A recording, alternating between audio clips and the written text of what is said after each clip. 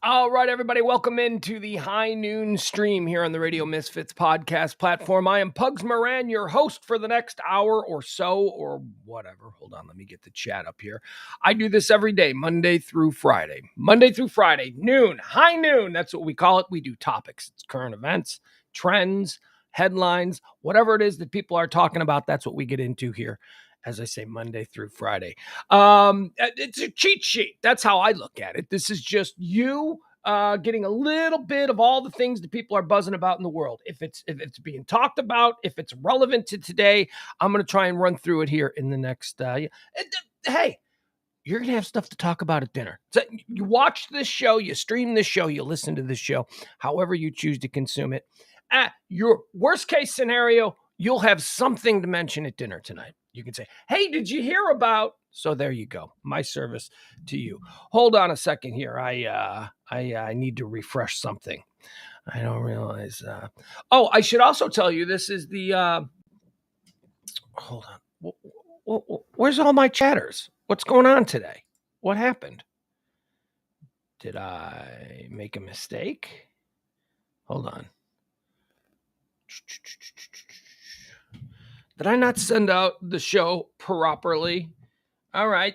Jen's on Facebook. That's good. But where's everybody else? Where's Byron?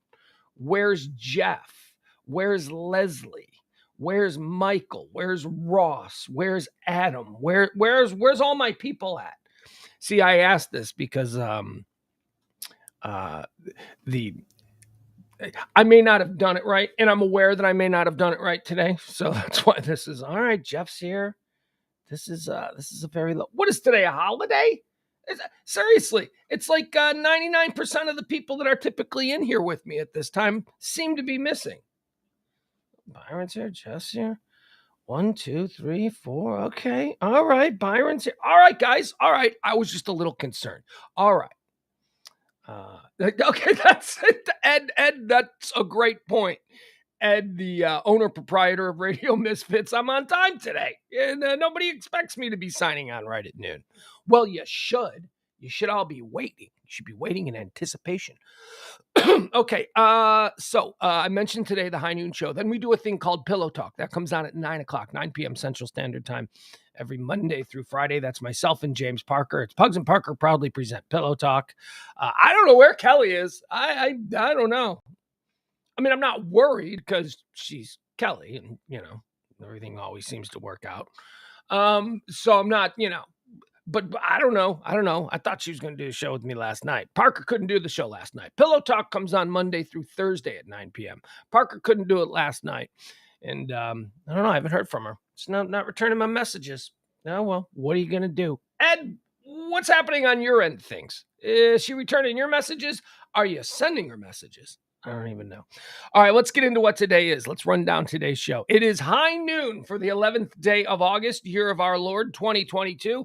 It is the 233rd day of the year. 142 days remain until the end of the year. I'm not even going to say it. I'm not even going to say it. I may not even celebrate New Year's. All right, I'll say it. Make those New Year's Eve plans now. Because, see, there's only 142 days left. All right, first part of what we do every day on High Noon is we go through the history of the day. We talk about why today, the 11th day of August, is such a monumentous day. Whether it's sad, whether it's awesome, whatever it is, it's a day. It's a day that has occurred since time, as Tony Soprano would say, immemorial. Things have happened on this day. For instance, on this day in 1929, Babe Ruth becomes the first baseball player to hit 500 home runs in his career. He did this one at a place called League Park in Cleveland, Ohio. I wonder what League Park was. I wonder what the concessions at League. I wonder what a beer cost at League Park in Cleveland, Ohio, on the day that Babe Ruth hit his 500th home run. First guy to do it. On this day in 1934, the first civilian prisoners arrive at federal prison Alcatraz. Any hot takes on Alcatraz? I saw Alcatraz, but I didn't go to Alcatraz. I saw Alcatraz. You could see it. You're like, oh, look, it's Alcatraz. And I guess, truthfully, I only saw one side of it because Wasn't in a helicopter or anything. Yeah, I got no hot takes on Alcatraz. Seems like a cool place. I mean, not cool if you were stuck there. The concept of Alcatraz seems pretty cool. Not if you're stuck there. That probably not great. But there you go. It's Alcatraz Day. Alcatraz opened on this day in 1934. On this day in 1942, actress Hedy Lamarr and composer George Antheil receive a patent for a frequency hopping spread spectrum communication system that later became the basis for modern technologies in wireless telephones, two-way radios, and Wi-Fi. Okay, so Hedy Lamarr. I don't know who Hedy Lamarr is. I mean, I know. Okay, first of all, let me fix that. I know who Hedy Lamarr is. I'm not familiar with her as an actress. Like, she was a famous actress. She did a lot of movies. She was a very famous actress. She was a big A-list movie star in like the 1940s. I didn't see any Hedy Lamarr movies. I couldn't tell you from Hedy Lamarr. But I saw this documentary a couple of years ago called Bombshell. It's called Bombshell, the Hedy Lamarr story. It is mind-blowing, you guys. Okay, so Hedy Lamarr was, I guess, I mean, I wasn't around, one of the great beauties of her day. One of the, like, okay, so we'll put it this way. So who's like one of the great beauties of Hollywood today? Who is it? Guys, seriously, I'm drawing a blank. I'm coming up with who's one of the great modern beauties. All right, let's say Scarlett Johansson. Look at Ed. Yeah, Ed's like, check out the movie, the documentary Bombshell. All right, let's say Scarlett Johansson was also like an astrophysicist, and not just an amateur astrophysicist, like somebody that real astrophysicists, nerdy guys in white jackets with glasses and strange facial hair. Those guys actually look up to. Like, she's Scarlett Johansson, but she's also pushing the boundaries of astrophysics. Imagine that. Well, that's what Hedy Lamarr was.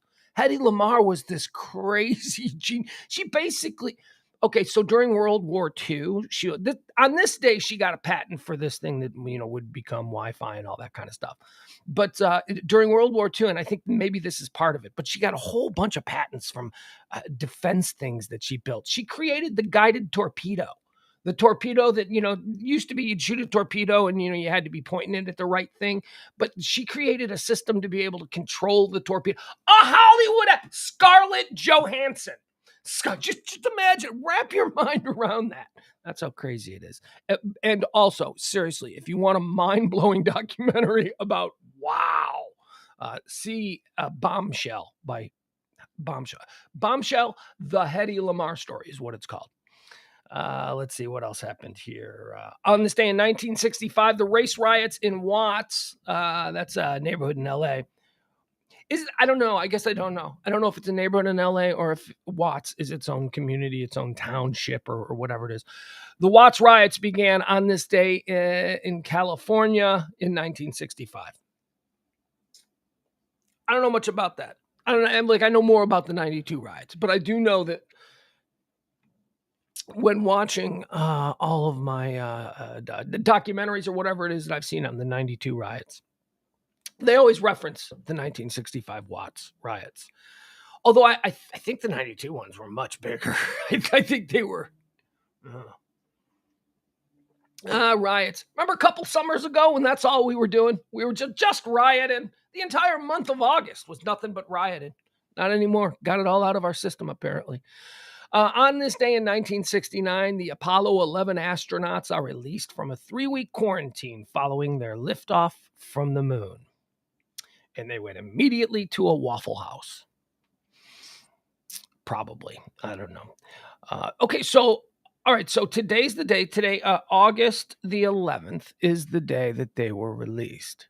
So when did they get home? They get home on like the 22nd or 22nd, 23rd of July.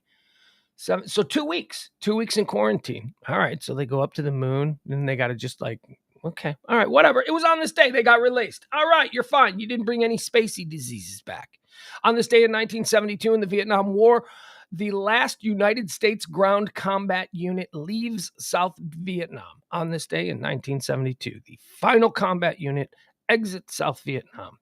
On this day in 1984, this was a fun one. This was a fun one that when you look back at it, through the lens of today, it seems so innocuous. It just seems so harmless by today's standards. Today, we're far more thuggy today than we ever were before.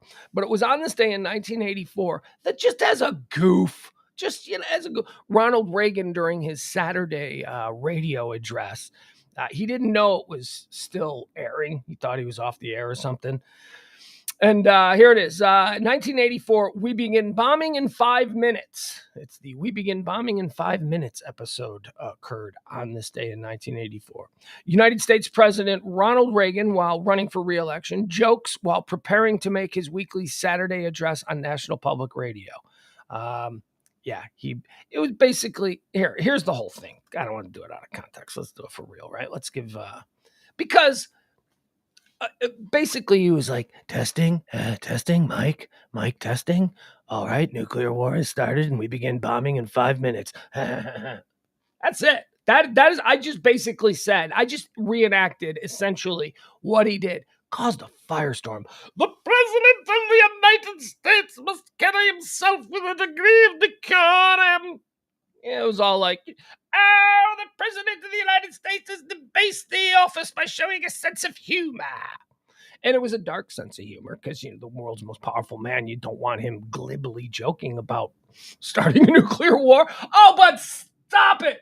Oh, if I could just grab those people out of, what day was it, 1984? If I could just grab those people out of 1984 who were shocked by the behavior of Ronald Reagan and just drop them into 2018. We don't even have to come to modern times. We can go back 4 years. Just drop them into 2018 and let the political discourse of that era just wash over them. Let's see if their delicate souls can handle that. So that was on this day, Reagan. It is so stupid, certainly by today's standards. We begin bombing in 5 minutes is the last sentence of a controversial off-the-record joke made by U.S. President Ronald Reagan in 1984 during the Cold War. While preparing for a scheduled radio address from his vacation home in California, President Reagan joked with those present about outlawing and bombing Russia. The joke was not broadcast live, but was recorded and later leaked to the public. It didn't even go out live. This is an outrage that had to have been shown to be. Want to be outraged? In fact, we do want to be outraged. Here, listen to this recording. So it's not even like it went out live and people were like, no. Oh, God. But 1984, we thought we had to create things to be outraged by. That's how far we've come. Now we don't have to do it anymore. We have organic outrage everywhere all the time now. No manufacturing needed. On this day in 1992, the Mall of America opened. The Mall of America in Bloomington, Minnesota opens, at the time, the largest shopping mall in the United States. I never been to the Mall of America. Have you? Got no hot takes on the Mall of America. Although I will say this. So it opened in 1992. That was peak mall era, right? I mean, 80s is when the shopping mall really went boom. Like in the 70s when I was really little, I remember we had to drive a fairly significant distance to get to a shopping mall. That was like in the mid 70s. Then by the late 70s into the 80s, then all of a sudden there was a shopping mall like 3 blocks away, right? Like at some point in the 80s, every community got a shopping mall, or at least every other suburb had a shopping mall. Like if this suburb had a shopping mall, maybe the next one next to it wouldn't, but the next one over would. So the people who didn't have a shopping mall, they would have 2 to choose from. Whatever. Shopping malls exploded. 92, Minnesota, they went, let's make this crazy kick-ass mall. And they made the biggest mall ever. The Mall of America. I don't know if it's the biggest mall ever. I think it's the biggest mall in North America. I gotta believe that some of the Saudis or something, they probably got something, right? They probably got a mall the size of Toledo over there, and it's probably the biggest in the world. But Mall of America was the biggest in America, and it is the biggest in America. But do people go to malls anymore? And I bring this up because I went school shopping with my kid the other day. And his mom did the bulk of his school shopping, as moms do. And she bought everything online. And I was like, and some of the stuff didn't fit. So I'm like, I'm not going to buy his clothes online. We're going to go shopping. And malls, from what we hear, malls are dying, right? People don't go to malls. Malls are on hard times, or at least compared to, what they were in their peak era. My 13-year-old kid goes, "Can we go to the mall?" Like, he said it like it was Six Flags. He said it to my 13-year-old. Going to a mall is such a rarity that he sees it as something that's exciting. And I said to him, I go, "Mall, you want to go to the mall?" I go, "You like the malls?" He's like, "Yeah." He goes, "I think malls are cool." And I go, "What's so cool about malls?" He goes, "I don't know. They're just kind of crazy." Like, to a 13-year-old modern kid who didn't like we did. We grew up, we went to the mall for everything, right? I mean, if we could ride our bike to the mall when we were kids, we rode our bike to the mall. If we could walk, that was even better. We went to the mall for everything. My kid, because everything that has been purchased for him in his life has probably been delivered through Amazon, or at best, maybe you go into a Kohl's or a Target or something like that to buy some stuff. But actually going to the mall, I thought that was so cute. He's like, "Can we go to the mall?" Well, yeah, sure. That's if that's a big deal for you. Come on, we'll go to the mall. I'm cool, Dad. On this day in 2000, this is after the light conversation about malls. An air rage incident occurs on board a Southwest Airlines Flight 1763 when 19-year-old Jonathan Burton attempts to storm the cockpit, but he is subdued by other passengers and dies from his injuries. What the hell happened to Jonathan Burton that he died from his... What went down on that plane? Good Lord. I mean, I remember this story. I remember hearing about this story because I was very Southwest centric, living in Chicago and having, employment in Dallas and going back and forth and all that. This was back, I think, when we were doing overnights, but still trying. So I was a big Southwest guy. I love Southwest. So I knew anything about Southwest. And one of the reasons that I like Southwest so much was that the Southwest never had a plane crash. Southwest has never crashed. I'm like, Southwest doesn't crash. They don't crash. It's never happened. Doesn't happen. So these kinds of incidents always, they picked up. This is not a crash. This is an air raid incident where the guy got his ass kicked so bad by the passengers that he didn't survive. Southwest did slide off a runway. Like, people have been killed on a Southwest. People have been killed when involved with a Southwest Airlines jet, but I don't know if has anybody ever died on a Southwest jet due to like a plane crash or something? Was Southwest the one that people got sucked out? People didn't get sucked out of a Southwest jet, did they? I don't know. Anyway, moving on. All right, let's get into some birthdays. We've got birthdays today to celebrate. That's the second part of the High Noon Show. We go through the moments in history that make today great, and then we go and celebrate some birthdays, and we even mourn some losses of people that we've lost on this day. All right, let's see here. Some birthdays. First, okay, this. Put a pin in this one. Born on this day in 1920, Mike Douglas. Mike Douglas. You guys remember Mike Douglas? Mike Douglas was a talk show host, and he was a successful talk show. Like, in the 70s, he had a daytime talk show.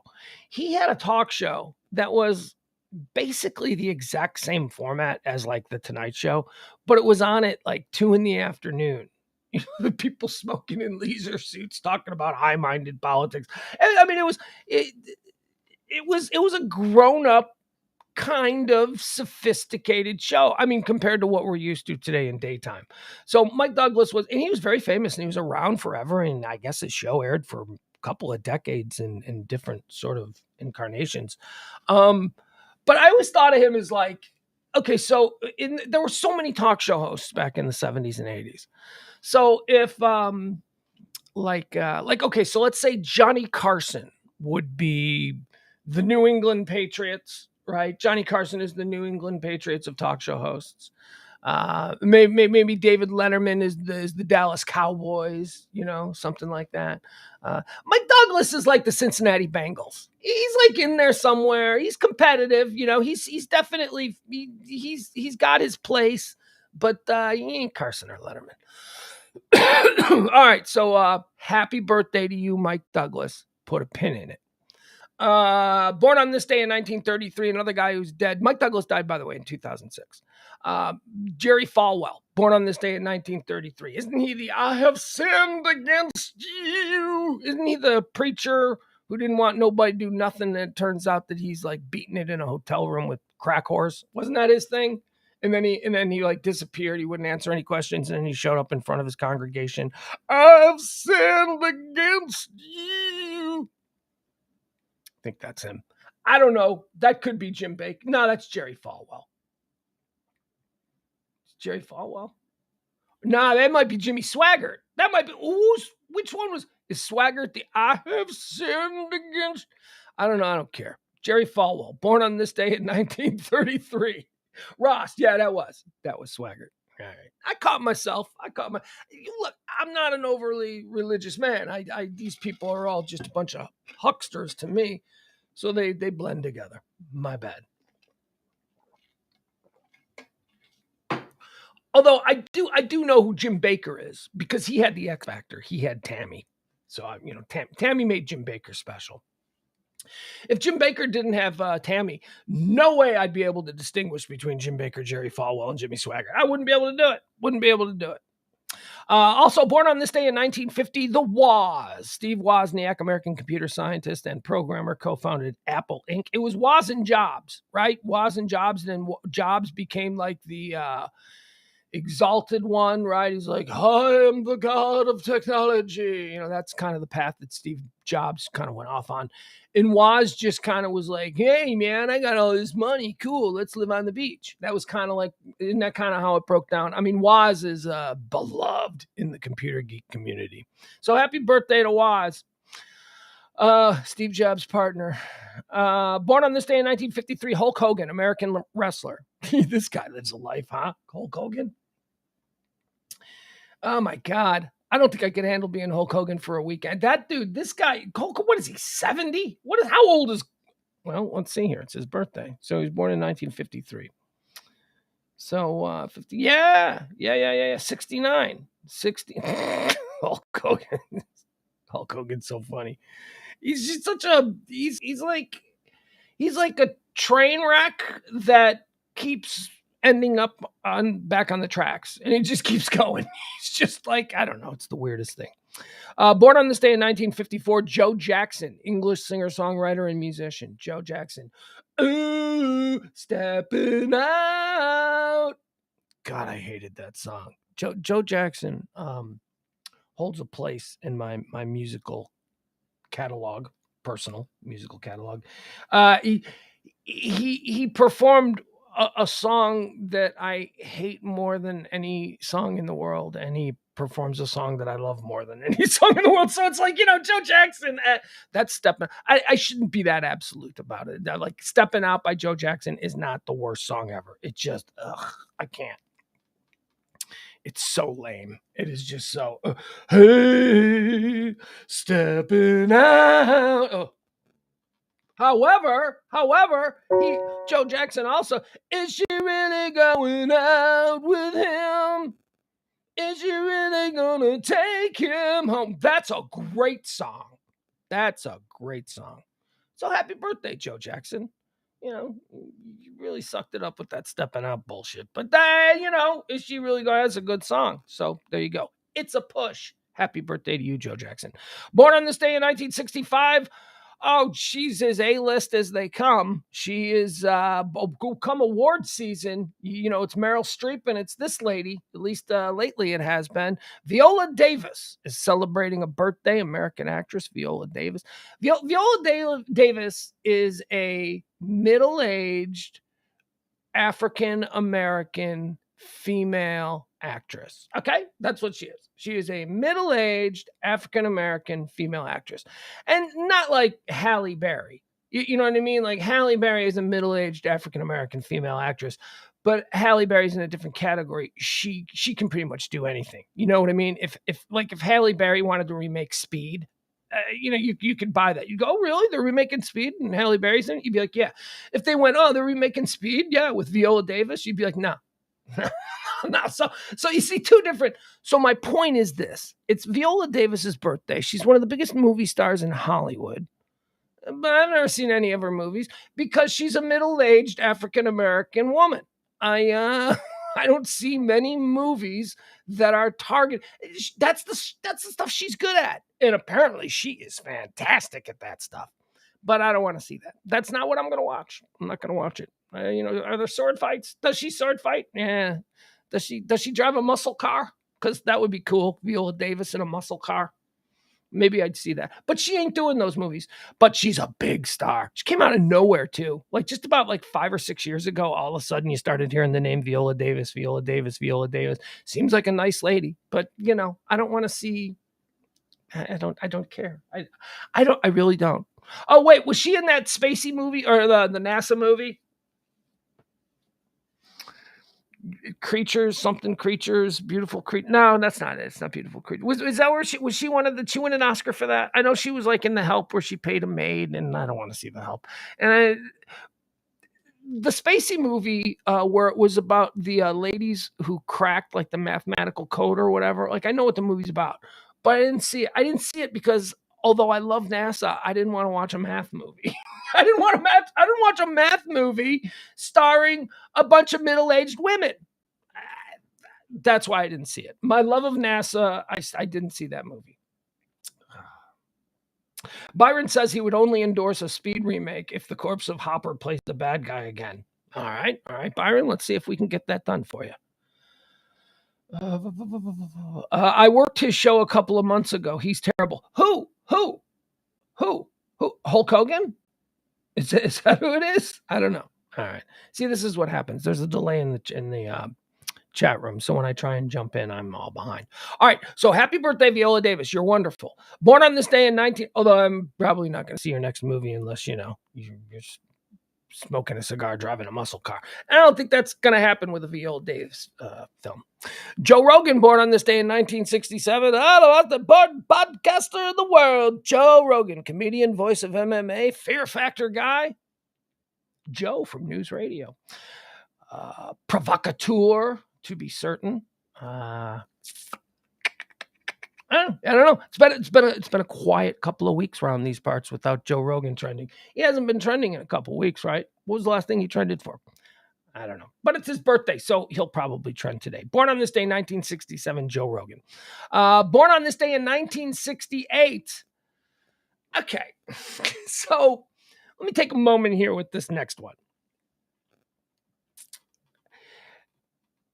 I could say in the chat room, but you guys can all Google it, so it's not that big of a deal. But this is a woman celebrating a birthday today who was one of the lead actors, one of the main characters in what is widely considered to be the greatest television show ever made. And nobody knows who this woman is. Everybody knows who her husband is. The guy who played her husband, megastar because of this show. This woman, nobody knows who Anna Gunn is. Anna Gunn is celebrating her birthday today, 1968. She's, of course, Skylar White from Breaking Bad. She was Walter White's wife. She's in every goddamn episode of that series. And no, she is not. What else has Anna Gunn? What is wrong with Hollywood? Well, I guess this is when actresses say, we don't get good roles. She was good, but she was the wife. So what? We never even bothered to, commit her name to memory. We know Bryan Cranston. We know Walter White. Everybody knows Bryan Cranston. We don't know Anna Gunn. Anna Gunn. It's so weird. She's kind of one of the biggest shows of all time. If she was at the CVS, people would be like, that girl looks like Skylar from Breaking Bad. But nobody would be like, oh, the place isn't a tizzy because Anna Gunn is here. I don't get it. She was a star of Breaking Bad. Nobody knows who she is. Born on this day in 1983, we got a Hemsworth alert. One of the Hemsworth is having a birthday today, born in 1983. It's Chris Hemsworth. I don't know if he's Thor Hemsworth. So the only Hemsworth I like is Thor Hemsworth. And I shouldn't say it's the only one I like. It's the only one I'm familiar with. I know that there are other Hemsworths out there, and I know that they all look similar, and I'm not really sure if I was put to the test, if I could, pick out the proper Hemsworth. I don't know. I don't know if I could do that. But I know the one who plays Thor is awesome. And if that's you, Chris Hemsworth, happy birthday, Thor. You're my guy. I love you, Thor. All right. let's get into Thor is Chris. Oh, that just makes it even better. All right, very good. All right, now let's go into some deaths. People died. These other people who've died. These other people who've died. Dead on this day in 2003, Herb Brooks. Remember Herb Brooks? Played by Kurt Russell in Miracle. You know, Miracle. Herb Brooks was the coach of the 1980 U.S. men's hockey team. Herb Brooks. Miracle on Ice. Herb Brooks. Died in a car accident 2003. He was, just driving down the road. He's dead. I think he was coaching. I think he was the head coach at the University of Minnesota. I think that's what he always was. I think he's been like the head coach at the University of Minnesota. I don't know. Hockey. Please. Now I'm getting... All right. Dead on this day in 2006. I told you to put a pin in it. Remember when we were in the birthday segment? I said, Mike Douglas, put a pin in it. Mike Douglas died on his birthday. Mike Douglas. Remember I called him the Cincinnati Bengals of talk show hosts? Remember the guy who was doing like a late night style talk show in the middle of the afternoon? It was very weird because the 70s had no rules. Yeah, Mike Douglas died on his birthday. Happy birthday. You're dead. All right. And then here's a big one. Here's a big one. We're going to spend a couple of minutes on this because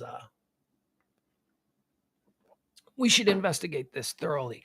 On this day in 2014, 8 years ago, can't believe it's been 8 years. On this day in 2014, the world was absolutely shocked to learn that Robin Williams had passed away.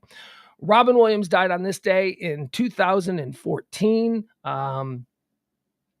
He took his own life, but I don't know. There's a whole lot of was he sick with Lewy body? Maybe it was a misdiagnosis. Did he overreact? He suffered from depression. That was well documented. So I want to do this because we do this for everybody. And I don't believe we've ever done this with, in fact, I know that we haven't done this with Robin Williams because I have some very complicated feelings about Robin Williams. I have some very complicated feelings. But let's do an on-the-fly Robin Williams draft. Here are my complicated feelings about Robin Williams. When I was a little kid, Mork and Mindy blew my world away. Freaked me out. This was like a style of comedy on a situation comedy that my little 7-year-old ass had never seen before, and I bought fully into it. Became a massive Robin Williams fan. Popeye came out with that. I'm like the only person, right? Like nobody saw Popeye, did they? When that movie a bomb, I saw Popeye like 3 times. I loved Robin Williams as Popeye. Then, as I got older, Robin Williams started to become somebody who I avoided if he was on a talk show because I just hated Robin Williams' talk show appearances. What are you talking about? They were excellent. He would go anywhere. He would improv for like 15 minutes. Exactly. It's too much. All right, it's too much. All right, stop now. And, his idol was Jonathan Winters. Jonathan Winters, I felt the same way about. All right, stop. Stop it, Jonathan Winters. None of this is funny. This is all just weird, and we're all just laughing nervously because it's bizarre. We're watching you have a mental breakdown. So my feelings towards Robin Williams were complicated in that I didn't like, he bugged me. And then he started making serious movies, and I was like, I love Robin Williams, right? I mean, come on, man. Dead Poets Society, right? Good Will Hunting. He did a whole bunch of... He's one of the greats of all time, all right? No matter what, I'm like, oh, God, Robin Williams, he's such a beatdown. I can't take him anymore. He's one of the greats of all time. That can't be denied. And then he died, of suicide, and I got really upset with him over that. But for personal reasons, we all funnel these things differently. So I don't know. So I've kind of been mad at Robin Williams for like the last 8 years, like I loved him so much as a kid. And then I bored of him a little bit with his, ramblings on talk shows and all the crazy voices. But I so loved him as an actor in his serious and dramatic roles.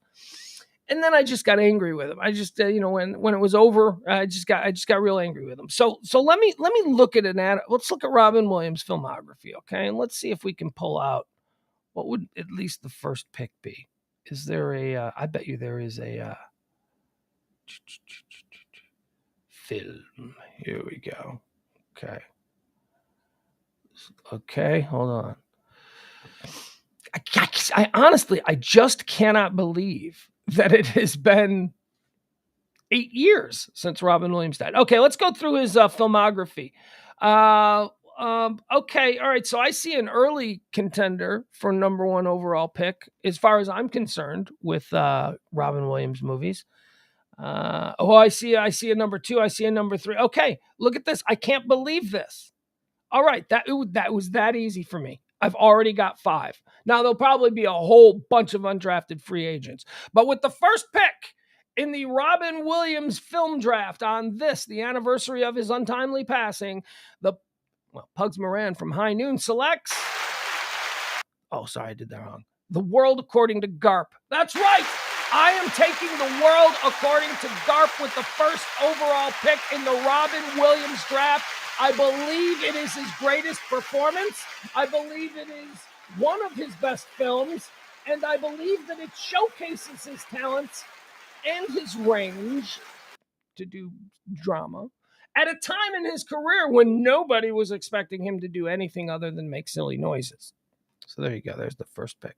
First pick, World According to Garp. Okay, so that is off the board. Let's see. What else do we have? With the second pick, yeah, I'm going to do it. With the second pick in the Robin Williams draft, we are going to be taking Good Morning Vietnam. Good Morning Vietnam. Good Morning Vietnam. Oh, I love that movie. That movie was so great. With the third pick in the Robin Williams draft, we will be taking 1989's Dead Poets Society. Dead Poets Society is getting drafted. You damn well better. With the fourth pick in the Robin Williams draft, we will be selecting Good Will Hunting. Good Will Hunting, ladies and gentlemen. Good Will Hunting. All right, now we're with the fifth pick. This is the hardest one, right? I'm telling you, with the fifth pick, I'm going to pick a Robin Williams movie that I love, that probably doesn't belong in the official draft order, probably should be an undrafted free agent, but I don't care. I am taking 1998's What Dreams May Come. What Dreams May Come with the fifth pick in the Robin Williams draft. Number 1, Garp. Number 2, Good Morning Vietnam. Number 3, Dead Poets. Number 4, Good Will Hunting. And number 5, What Dreams May Come. Have you guys ever seen What Dreams May Come? Oh my God. Oh my God. What an heavy duty movie. Heavy. I've seen that movie probably 10 times. I love that movie. And everybody else I know hates that movie. And I'm like, well, maybe you need to be in my head, because inside my head, that movie makes perfect sense. All right, let's look at some, okay, let's run through these. Who's getting some invites to camp in the Robin Williams draft? Undrafted free agents. We're going to go with Popeye. Of course, Popeye's going to get one because I love that movie. How about Moscow on the Hudson? Yeah, I'm going to give Moscow on the Hudson. How about Club Paradise? You better believe Club Paradise is coming. How about the Cadillac Man? Yep, Cadillac Man is coming. Awakenings. Yep, Awakenings is coming. The Fisher King. You better believe the Fisher King is coming. Some of his voice work. Let's invite it all. Let's get the genie from Atlanta. Let's do it all. Let's just any voice work that he's done. The Birdcage. You're getting an invite. Jumanji. You're getting an invite to camp. Oh my God. Good Lord. What? Look at all. Patch Adams. No, Patch Adams was terrible. 1 Hour Photo. Come on. Come on in. Final Cut. Come on in. Oh my God. There is so... Night at the Museum. Didn't he play Teddy Roosevelt in that? I don't see that listed. Night at the Museum. Come on in. You're Teddy Roosevelt in Night at the Museum. All right, what else did we miss? No, what did we say? Hook. Hook. You know, I never saw Hook. Seriously, Byron, I never saw Hook, so it wouldn't make my list. That's the Steven Spielberg Peter Pan movie, right? Yeah, I think when Hook came out, I was probably in my 20s, and I just felt like that was a kid's movie, and it just missed me my whole life. April says, What Dreams May Come is one of my faves. It is one of the great, great sleeper Robin Williams movies. I don't know why people didn't see it when it came out. Maybe it was just a mood thing, but oh my God, 20 years later, that movie's terrific. That 24, almost 25 years later, What Dreams May Come is terrific. It's about the afterlife. It's about Robin Williams loses his wife and he tries to go to heaven, and oh my God, it is a good What Dreams May Come. All right, let's see who else. 1 Hour Photo should be the first pick. Ross, 1 Hour Photo is great. 1 Hour Photo gets himself a camp invite. You're right, but dude, when you look at the body of work that we did, Dustin Hoffman the other day. Dustin Hoffman was hard for me because he's got so much. But Robin Williams, man, this is crazy. Robin Williams has an unbelievable filmography.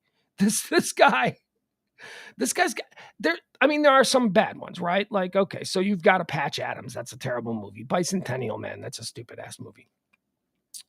But even his like lesser hits are really good movies. The Birdcage, Jumanji, Jack, Flubber. I don't know. I didn't see Flubber. Deconstructing Hair. I didn't see that. I don't know what that is. Insomnia. That's another good one. That was another weird one, right? Where he played, wasn't he like a serial killer or something in that? Jacob the Liar is great, Jeff Glenn. Yeah, look at this. All right, so Robin Williams, man, you have got one hell of a filmography, dude. Too bad you decided to end it all prematurely. All right, let's get into what's trending today. This is what we do on the show here, where we get into all of the things that people are talking about. The Cincinnati FBI is trending because there was an incident at the headquarters of the FBI there in Cincinnati earlier today, where a man showed up in body armor, wielding a gun, making demands, and he escaped. It turned into a chase with police, Cincinnati and Kentucky police, I believe, were involved in this. Let's see how it ended. I know it ended fine. Like nobody got killed or anything. But here we go. We got people, getting chesty with the FBI. Not a good move. Not a good move. We are not far. Hey, look, all of you people who, are pushing for the Civil War, we are not far enough along in the process for you not to get arrested and just be in jail when the whole thing pops off. Because that's what's going to happen. You're going to go off too early. You're going to attack the FBI like way too early in the process. You're going to get arrested. You're going to go to jail. They're going to send you to Guantanamo or wherever. You're going to be missing. The entire Civil War is going to happen, and you're going to spend it in a cell somewhere. So come on, stop it. Stop it with going to the FBI and I'm going to, because you're not. You're not. We're not that far along in the process. And God forbid we get that far in the process. I know you hope we get that far in the process, but God forbid we get that far in the process. You'll probably have, a whole bunch of other dudes with you. You don't want to, this is not a solo mission. Okay. You do not want to try and take down the FBI alone. That's why FBI Cincinnati is trending. I don't know how it ended. Obviously not bad. Evansville is still trending. We talked about this last night. A house blew up in Evansville, Indiana last night. See if we've got, yeah, we should. I think. Buffering. There we go. Okay.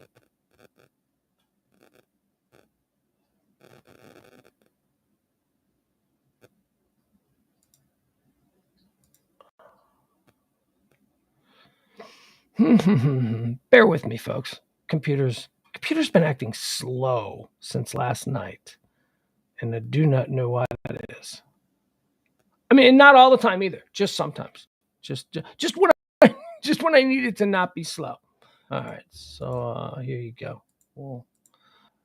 3 people are now confirmed dead. A house on the south side of Evansville, Indiana, and if you've ever been, they have a south side. It's not. It's just a town. Here's some video of the house exploding. Damaged 39 other homes. There it goes. We get video of all this stuff now because everything is being recorded on. See this again. Watch it blow. Boom. Bachuku. There it is. All right. Gas line explosion is what they think, although the investigation is still on. If it is a gas line explosion, this will be the second time that a residential home has just gone boom in Evansville, Indiana in 5 years, which means they should start looking at some stuff. They should try and stop this from happening again. Again, Evansville, Indiana, house explosion, 39 other homes damaged, either severely or slightly. and 3 people dead. 1 other person was taken to the hospital with non-life-threatening injuries. No word, as I asked last night. I looked for this morning if the people who are dead were inside the house that exploded or in the house next to it, because the house next to it got leveled as well. We don't. Okay, here we go, Texans. Hey, doggy, who's ready for some fun November election highlights? Beto is trending. Yeah, that's right. We're going to show the Beto thing. Of course we are. Beto was at Beto O'Rourke running for governor of the state of Texas here against incumbent Greg Abbott. Beto O'Rourke was at a stump. What do they call this? He was at a thing. He was talking to people. They were there. He was, speechifying. His big thing is guns and Uvalde and all that stuff. And he's not letting people. I'm going to make sure. He's not letting people move on from the Uvalde conversation, and he got into it. So all of Beto's, this is like, okay. So let's say, okay, like Governor Abbott. Let's just say I don't support Governor Abbott, and I don't want him to win.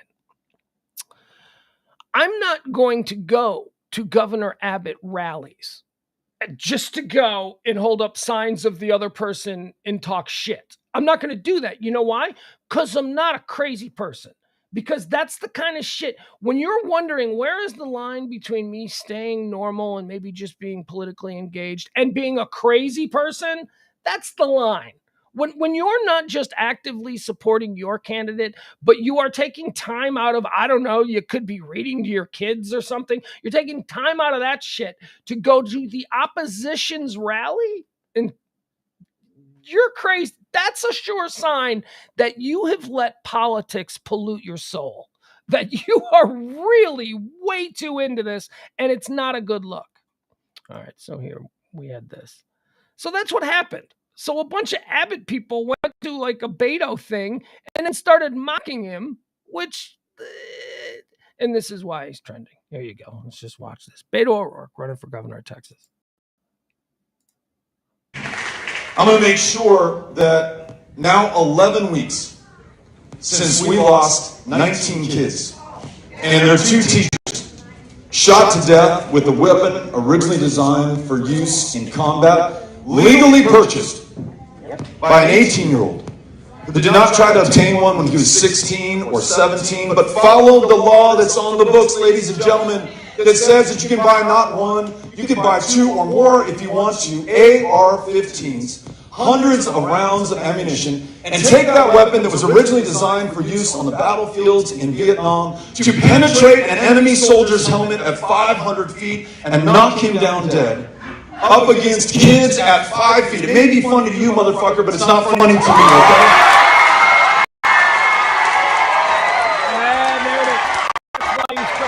Up against kids at 5 feet. It may be funny to you, mother, but it's not funny to me, okay? He said a bad word. He said a bad word. He said the M word. And I still...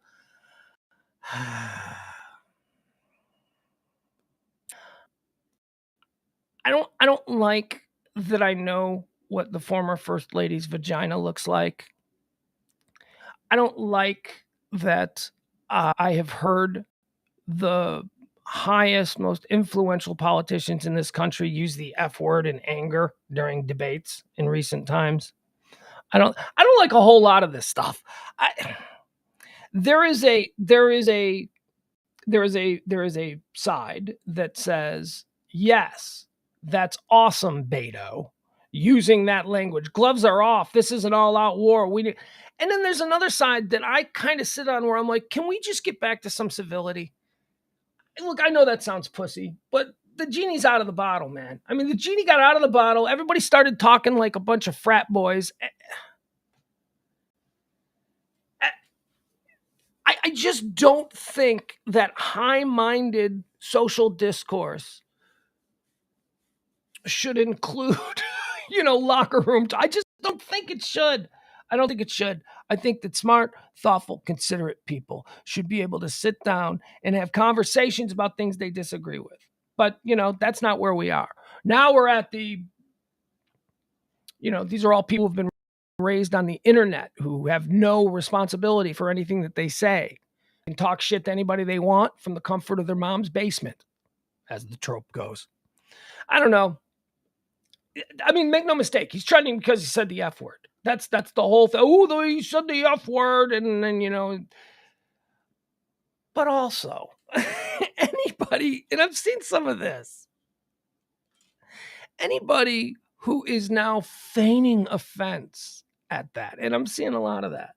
I can't believe he thinks he could be governor of the great state of Texas with a mouth like that. Who'd you vote for president? Come on, lady. What are you doing? Stop it. Stop being selectively outraged. Let's all just stop being outraged. Let's all just start laughing at this shit. Let's just start laughing at the people who feel they need to conjure outrage because they see an opportunity to score some points politically for themselves or for their overall party or whatever it is. I don't know. But whatever. All right. Cool. Beto said an MFer. I don't know. I'm conflicted on that. I'm conflicted. I'm tired of, like, do you remember when Dick Cheney got caught on a hot mic calling a reporter an asshole? Yeah, that guy's a real asshole. It was a huge scandal. And that's just what? 15 years ago, 16 years ago? Massive scandal. The vice president of the United States said the word asshole.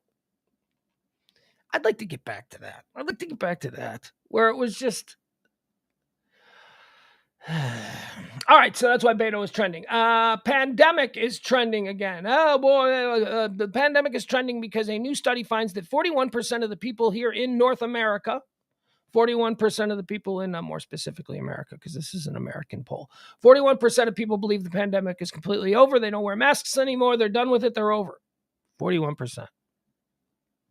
Well, I'm definitely in that 41%. I'm in that 41%. I feel like I did everything. I did everything that was asked of me. I was good. I stayed in, gained a lot of weight, watched a lot of Netflix, did everything I was supposed to. Wore masks when I did go out, put up with all these ridiculous restrictions, places and things being closed and events being canceled. No, we all put up with it. Got my shots. Why? Because I'm not a doctor. And because there are certain things that I trust, and I still trust doctors. I don't believe that there could be any worldwide conspiracy among all of the doctors, considering that I have multiple friends who are doctors, buddies who I drink with and hang out with, who I trust, who I know when they're full of shit, who I have talked extensively about this kinds of thing. And every single one of them is like, get your fucking shot, stupid. I'm like, yeah, I know. Okay. So I did everything. And now I got to be honest. I don't feel like I've ever come close to catching it. I don't feel like I've ever, the closest I ever came to catching it was after my booster. When I got my booster, I got so sick. That was it. That was the closest I ever came. I haven't been sick in 3 years. And I'm a sickly MFer, as Beto O'Rourke might call me. I am sickly. I mean, I get colds. I get my allergies and stuff like that, but that's, I can set a clock to those. I know when those are coming. So I don't know. 41% of it. I'm in the 41%. It's over. Let's move on. You do sometimes, however, I'm still seeing like these mask fetishists. And, don't get me wrong. I was wearing the mask all the way through winter. And then I got my booster, and then I got really sick. And then I started probably around March. I started to lose the mask when I went into Kroger. I still see people in Kroger. I still see mask fetishists. You see the people. You ever seen somebody like now in August? Have you ever seen somebody in their car alone at a stoplight wearing a mask? What are you doing? What is this about? You're in your car. You're alone. Your windows are. Why are you wearing a mask? I don't get it. I do believe that there are some people who have dug themselves into the, not so much the science of it, or that they're really now like super into virology and all that stuff. It's not that. It's that people they disagree with are on the other side of the issue. So now they have so dug in that they're just going to wear masks for the rest of their lives. Some of these people. I mean, fine. That's their crutch. The crutch for the idiots on the other side is that a lot of them are dead. A lot of them are dead. A lot of the talk radio guys who are like, this is a conspiracy, dead of COVID. So, I mean, we have all been so stupid about this freaking thing. And I'm just at the point now. I have got to start thinking as we get into fall about, do I want to get another booster? Now, I said after my last booster, I got the first shot, I got the second shot, and I got the booster. I did everything they told me. And now apparently I'm in line for another booster. I got so sick after the last booster. I might be done, man. Seriously, I might be done. I wasn't sick ever until I, got the booster. And then for 24 hours, I thought I was going to die. I was like, oh God, it was bad. I don't want to go through that again. So count me in the 41% of Americans who believe the pandemic is completely over. Let's see here. Elon is trending. Boy, if Joe Rogan ain't trending, Elon Musk is. Elon Musk is trending because he is threatening today. So looks like the Twitter thing isn't gonna happen. looks like. So when it's framed from the perspective as, well, if they force me to buy Twitter, you know that he's not. See, because that's what's going on now. He made all of these deals and set all of these balls in motion with the people at Twitter when he came in and said he was going to buy it, that, they made some arrangements and money was spent and things were and, accommodations were made. And then all of a sudden Elon says, yeah, I'm not going to buy it now. And the people at Twitter are like, oh yeah, you are, MFer. As Beto O'Rourke might say.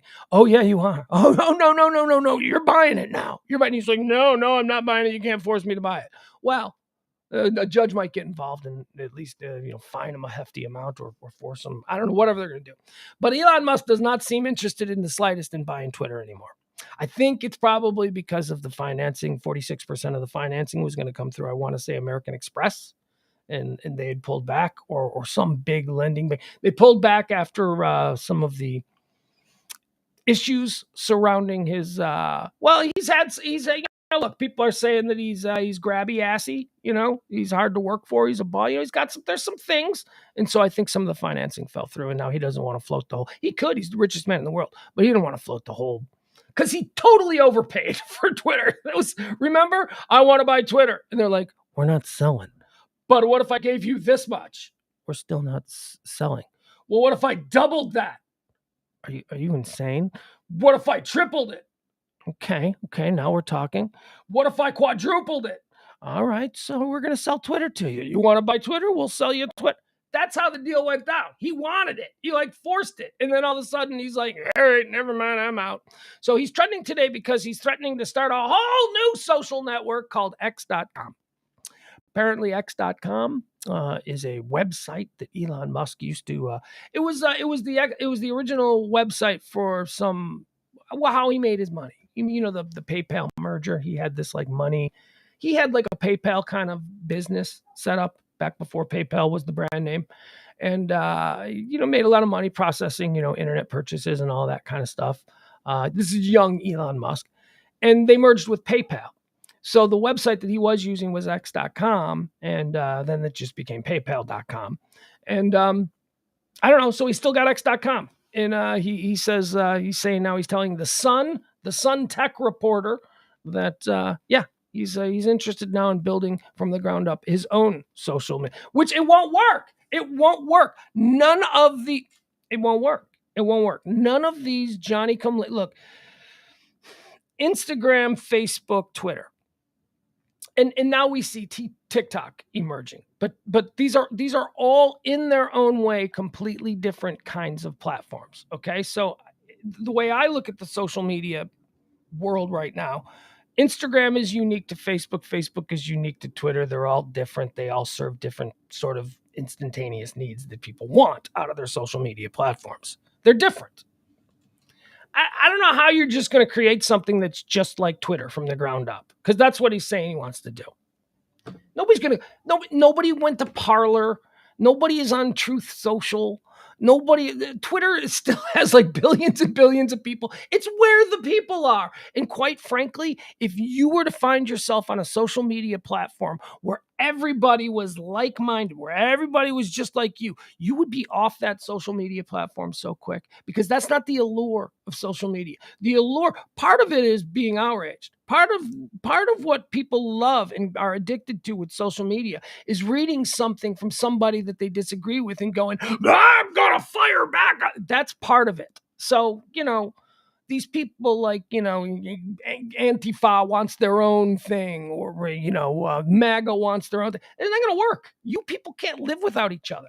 You people cannot exist without hating the other person and having at least some kind of contact with them. That's it. That's what it's all about. Bunch of people who all agree are just a bunch of boring people.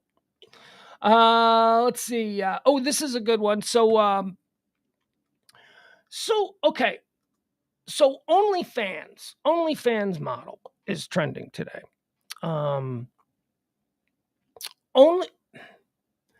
Is OnlyFans only for? Well, look, I'm asking people in the chat. Is OnlyFans only dirty stuff? Is it also like, I don't know, like if you were a TV star, could you have an OnlyFans channel where you just talk to your? I don't understand. I don't know. Like, is it? I don't know. Is OnlyFans just for dirty, sexy stuff? Because I know it's also where you can, like, you connect with a girl and she's doing stuff on her video camera and you pay her money, right? Isn't that what it is? Something like that. I don't know. I'm unfamiliar with OnlyFans, but I thought it was dirty, sexy stuff exclusively. But then I also thought it was. I thought maybe no. That's Cameo, right? Cameo is not OnlyFans. Cameo is the thing where you get paid to call people and wish them happy birthday. I don't know. I'm working this out. Anyway, an OnlyFans model who this girl, I think she was a dirty, sexy time girl. Social media model arrested in Hawaii on a murder charge. Dateline, Hilo, Hawaii. Law enforcement in Hawaii on Wednesday arrested social media model Courtney Clenny on a charge of second-degree murder with a deadly weapon. Hawaii County Police said in a statement they assisted the U.S. Marshal Service as they arrested the 26-year-old in Lapahanahoho, which is on the Big Island. I'll say it again for those of you who didn't catch it. Lapahanahoho, which is on the Big Island. Officers used an arrest warrant issued by Miami-Dade County, Florida. Okay, so the reason we're bringing this back around, this is a callback to a story we did in High Noon a couple of months ago. When did it say? Did it say when? Say when? We did the story about the hottie patati OnlyFans model in Miami who went nuts on her big giant boyfriend and like stabbed him in the chest a bunch of times and then was on the lam. We talked about that on High Noon. Well, they caught her. You know who they ain't caught yet? They ain't caught. Wait, did they? Hold on.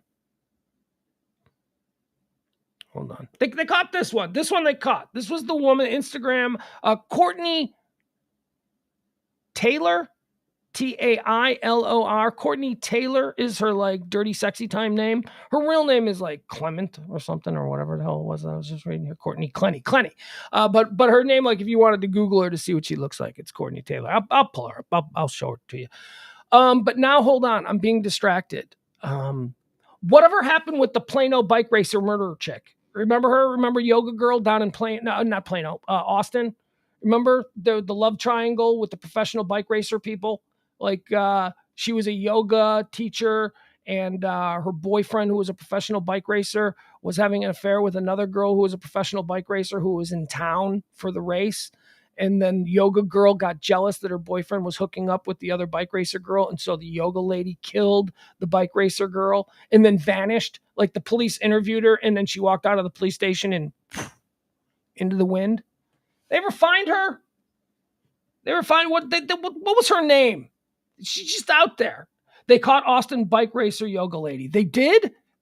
How did I miss that? How did that not trend? We all lost interest in it. All right, hold on. Austin bike race murder. All right, maybe that's I don't know if that's going to turn up anything. Let's see. All right. So, what was her name? Right? What was her name? I got to find her name. Caitlin Armstrong. That's right. Caitlin Armstrong, because it was like Lance Armstrong. All right. Caitlin Armstrong. Yeah, we're going to go with Caitlin Armstrong. All right. No, I didn't. I didn't cover this. You're saying that I showed her mugshot with the. Did I? No, I didn't. No, I did not. No, I didn't. All right, July 20th. July 20th. Did they catch her on my birthday? That's what it was. It was on my birthday. I was all up in my own business. I probably didn't. Texas love triangle murder suspect Caitlin Armstrong pleads not guilty in court. Oh, so they didn't know. So they caught her before my birthday. I'm sorry. I know this isn't trending, but I'm playing catch up here because I was obsessed with this story.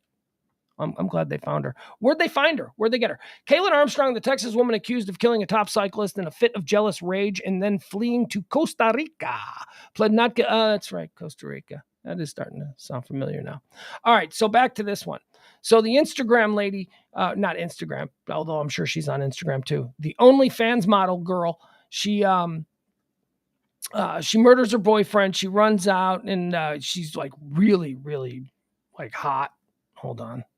So a hot girl on the lam, they're going to disappear a lot longer, I think, than, than just normal girl on normal everyday girl on the lam is not going to last in the wind as long as super hot girl on the lam. Super hot on the lam is gonna she'd go to a different bar every night. And I mean, if she's willing to give it up. I hate to be that guy, but let's be honest. Super hot girl on the lam can, I don't know, get her best dress on and go to the most fancy hotel bar in town. Go to the Four Seasons in whatever town you're in and just hang out at the bar. You can find a bed to sleep in that night. Super hot girl. All right. Here she is. All right. So we'll give you a look at her. She even looks super hot in like her sad mugshot picture, which is always funny. I get a kick out of that. All right, let's she's like people say she's a bit bottom. Hot girls, very, very hot girls get for a lot longer than we normal people. Attractive. Well, it shouldn't just be hot girls because that's coming from my perspective as a man, but it really is true. Attractive people, they get away with being crazier for a lot longer. They get a longer leash. Where is she? All right. Oh, how are we not going to get pictures of her? Huh? Really? Well, that's just a bad. All right. Well, we'll do it this way. Hold on.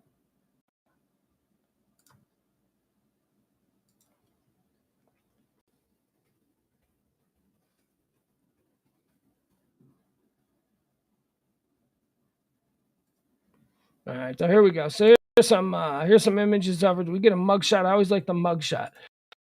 So this is the girl who in Miami like a month ago just murdered her boyfriend. He's probably talking to another girl at the club, something like that, something crazy. All right, so here she is. If we can get that showing up. There she is. All right, so yeah. She looks good, doesn't she? Yeah. Look at her wrong. She will plunge a steak knife into your chest 50 times.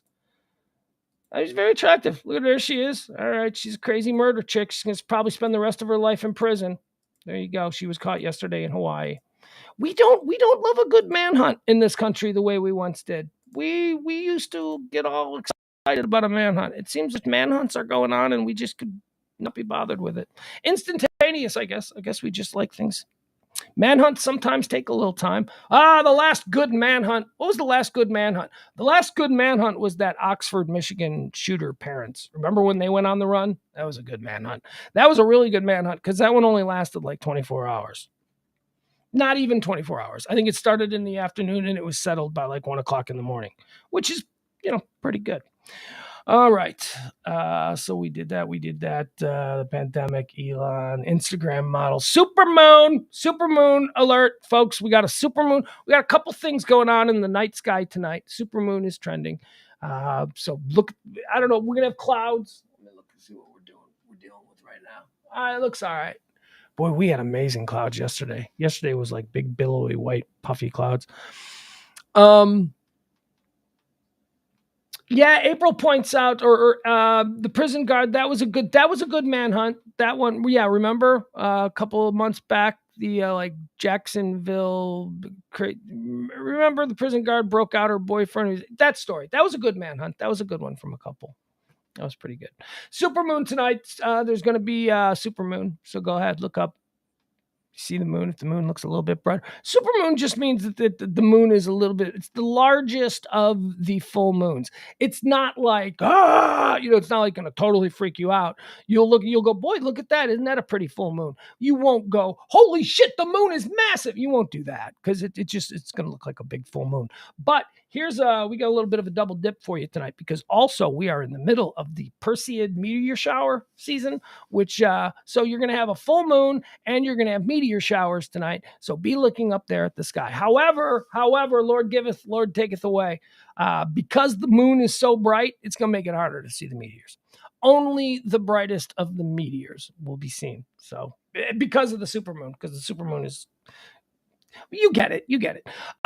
James White, 3-time Super Bowl champion James White announces his retirement from the NFL. This comes from NFL.com. James White is 3-time Super Bowl champion. James White, retiring from football. Super Bowl champion, 3-time Super Bowl champion James White. Can you tell? I don't know who the hell James White is. He's trending. I don't know. James White, 3-time Super Bowl. No idea what position James White plays. No idea what team Who is James White? I don't play fantasy. This is where not playing fantasy hurts you. I'm sorry, I don't know who James White is.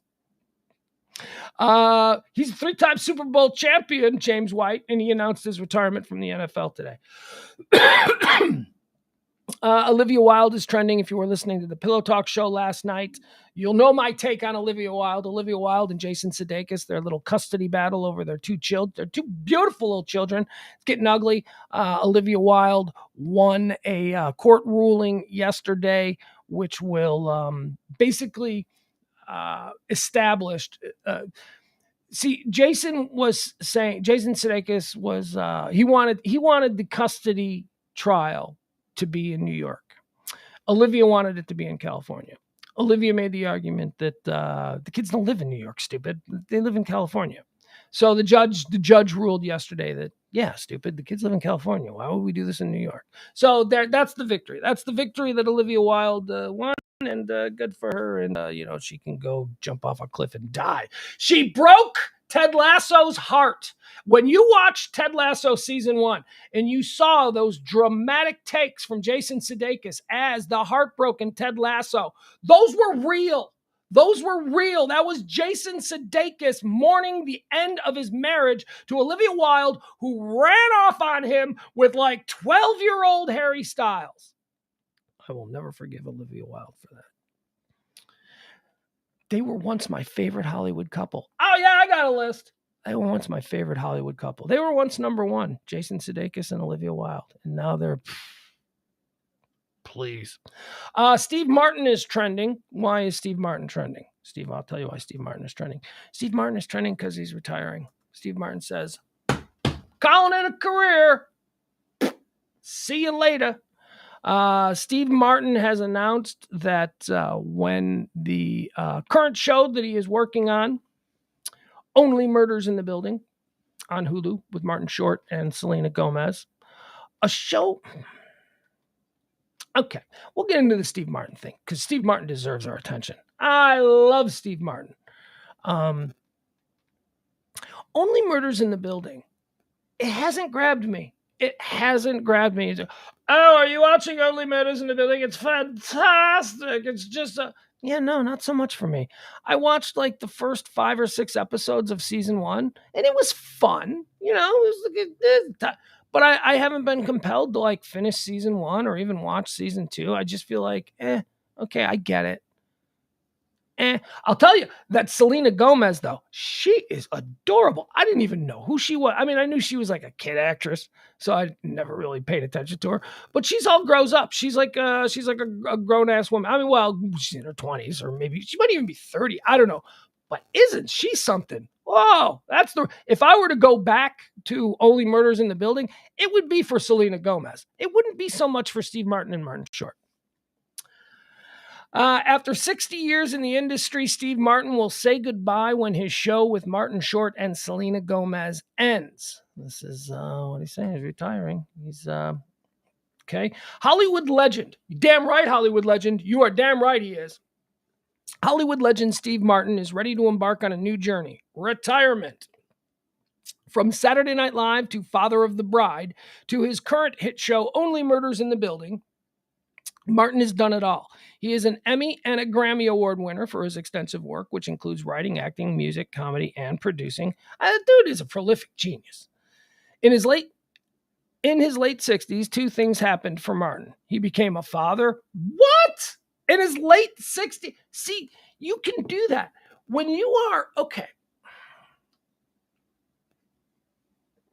This is just another in the long list of reasons why being rich is awesome. When you're rich, you can have a baby at 70 years old. You can do that. You know why? You know why you don't? You know why a working class man doesn't have a baby at 70 years old? Because that working class man is going to be dead when that baby is 10, and then nobody's going to be able to take care of that baby. But a rich man can have a baby at 70, set up a trust fund, and let's be honest, if you're 70 years old and you're having a baby, that means the mom's probably going to be around. The mom's like, in her 30s, 40s at most. So she's going to be around. But a rich man, Steve Martin can have a baby in his late 60s because that baby's going to go to the best schools regardless if he's around or not. That baby's going to have everything, no matter regardless of whether or not he's around or not. And why not? Why not go out your sunset years with a kid? That actually sounds pretty nice if you can pull it off. Well, that kid's not going to know his father. I didn't know my father. Stop acting like that's some huge thing. Please. I didn't know my father. I'm fine. It's like, but that child will grow up. A kid's getting more time than I got. It's not a terrible thing. It's not the worst thing. You can survive it. I didn't even try to survive it. I just did. It's just what it is. Adam Reyna says Steve Martin has been overrated for like 30 years. Him and Short are insufferable on that show. And after one episode, I swore off white protest. Oh, God. Okay. I was with you until the last sentence. Then I went, oh, you're biased. I get it. Yeah, okay, so Steve Martin's got a kid now. He's going to hang out with the kids. Speaking to the Hollywood Reporter, Martin says, there's a time in your career when people are dying to see you. Now is the time in my career when I'm the only one who's got to show up. I don't even know what that means, but Steve Martin. All right, here we go. Because Steve Martin is awesome, regardless of what the likes of Adam Reyna says. Let's do a Steve Martin draft. This is gonna be a good one too. Okay, this is because Steve Martin. Steve Martin made a shit ton of movies in like the 1980s that are they don't hold up the way like a Caddyshack or, like a Ferris Bueller or, Animal House or any of the movies from that era seem to have stood the test of time, but they are great. They are really great, funny movies. The Man with Two Brains. Have you guys ever seen The Man with Two Brains? Hysterical. Pennies from Heaven. I loved Pennies from Heaven. I don't even like musicals, and I like Pennies from Heaven. All right, let's look at filmography. Here we go. All right, Steve Martin draft. Let's do this, people. Discography. No, we don't need that. No. Oh, they did put out a lot of, look at this. Stand-up specials, bibliography. Holy crap. Dude, Steve Martin's resume, when you go to his works, you have filmography, awards and nominations, discography, and there's like 20 discs. He put out like 20 records, hit singles. He's got multiple hit singles, music videos. He's got multiple stand-up specials, bibliography. He has written like 30 books, screenplays. He has written like 30 screenplays. Seriously. And he's an artist. Steve Martin is a pro. When I tell you that Steve Martin is a far more prolific son of a bitch than I think we really give him credit for, He's crazy. Oh, film. All right, so let's do a draft on film. Because and this is none of the Saturday Night Live stuff, none of Theodoric of York or King Tut or Wild and Crazy Guys, none of that. These are all just movies. The film work. This is a film draft for Steve Martin. Here we go. All right. Since we're running through these, let's see. Let's pull out some contenders. The Jerk, 1979, definitely. Pennies from Heaven, 1981. Dead Men Don't Wear Plaid. The Man with Two Brains. The Lonely Guy. All of Me. Three Amigos. Little Shop of Horrors. Roxanne. Planes, Trains, and Automobiles. Dirty Rotten Scoundrels. Okay. All right. Here we go. Are you ready? With the first pick in the Steve Martin draft, the High Noon Show with me, Pugs Moran, will select. After not much deliberation at all, but I saw it and I'm like, yeah, I'm taking it. The number one pick, Planes, Trains, and Automobiles. Planes, Trains, Automobiles.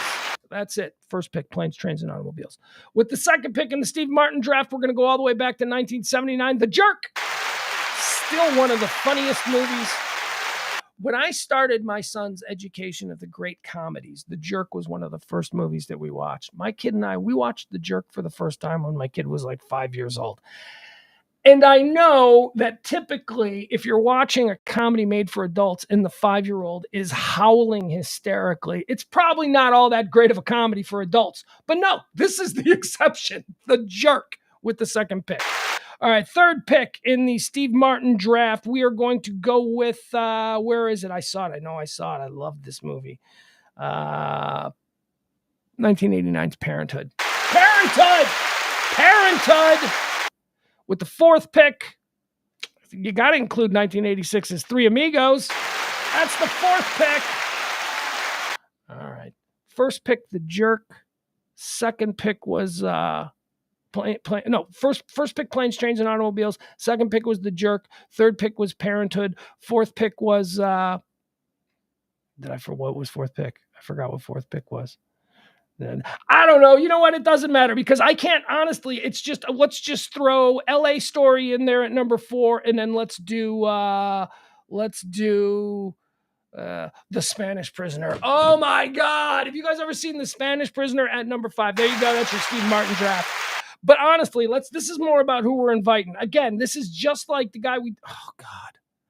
So Dustin Hoffman and Robin Williams have huge undrafted free agent classes coming to camp. So does Steve Martin, though. Let's be honest. All right, Steve Martin, The Muppet Movie. That's coming to camp. You're damn right. The original Muppet Movie, 1978 with Steve Martin as the insolent waiter.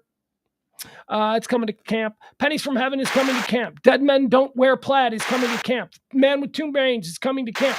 The Lonely Guy. I think I chose Lonely Guy should be in the top 5. Charles Grodin, Steve Martin. Such a great movie. The Lonely Guy coming to camp. All of Me coming to camp. Little Shop of Horrors coming to camp. Roxanne coming to camp. Dirty Rotten Scoundrels coming to camp. My Blue Heaven is such an underrated Steve Martin movie. Coming to camp. Father of the Bride coming to camp. Grand Canyon coming to camp. Leap of Faith coming to camp. Father of the Bride 2 coming to camp. And there you have it. Oh my God, you guys. Have you ever seen Bowfinger? Bowfinger coming to camp. Steve Martin and Eddie Murphy. Unbelievably good movie. Shop Girl coming to camp. There you have it, Steve Martin. He's retiring. Jeez Louise, he's got a lot of good things. Steve Martin. You don't think about Steve Martin having that deep of a filmography, but he does. Okay, so a guy who is not going to have as deep a filmography as Steve Martin when all is said and done. Armie Hammer. We talked about him last night. On Pillow Talk. Armie Hammer, the actor. We first saw him in Social Network. He played the Winklevoss twins. He was the Lone Ranger, right? Wasn't he in that? And then he was going to be a big movie star. And then he's a weird sex guy. He's So there's a new Discovery series. Actually, Armie Hammer was trending last night when we talked about it. But today what's trending is House of Hammer. House of Hammer is a new documentary series about Armie Hammer and his family. His grandfather was a guy named Armand Hammer, who is a very hold on a second. Hold on. Where is it? Arm & Hammer, the Hammer family were very involved in the spread of communism in this country, while at the same time being some of our most successful capitalists. They were super wealthy. They had ties to all of the Soviet leaders. The Hammer family during the Cold War acted for decades ago between the United States and the Kremlin. They had business deals with, like, exclusive deals with people thought that they were KGB agents. So there's all of this stuff. By the way, all of the Hammers, like Armie Hammer is the actor. He's the son of this like super wealthy billionaire 1%er class family. His dad and then his uncle and then his grandfather, they all murdered somebody. They all were at some point in their lives involved in a situation where somebody they were with got murdered, and they were all not charged, but the chief suspect, and none of them got any charges filed on them. Because when you're, one of the richest people in the world in 1955, you can just murder that guy in your living room, and nobody's gonna ask any questions.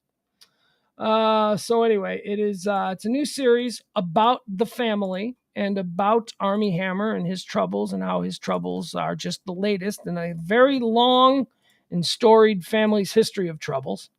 So here you go. So here's a new series coming to discover. And honestly, Armie Hammer's career is over because of some of this shit. But this is they're giving him the R. Kelly treatment now. Now it's really over. Nobody's going to work with Armie Hammer anymore. So here we go. Let's watch it.